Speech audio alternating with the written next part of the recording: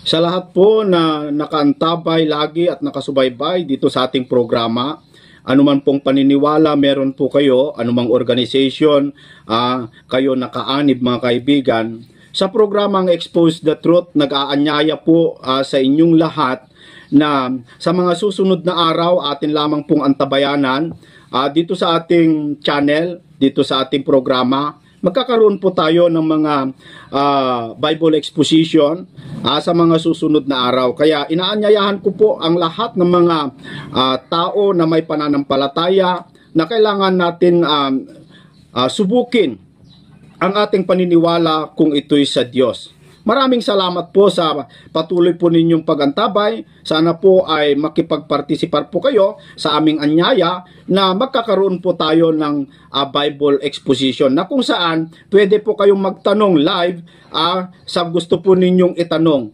Kapag ako po ay nakapag-live na mga kaibigan, mga kababayan, ay tumawag lamang po kayo o di kaya kayo po mga kaibigan ay pumasok sa ating live para makapagtanong ng personal. At ating sasagutin yan mga kaibigan sa pamamagitan po ng banal na kasulatan na walang labis, walang kulang. Biblia po ang sasagot sa inyong mga katanungan. Maraming salamat po muli, hanggang sa susunod.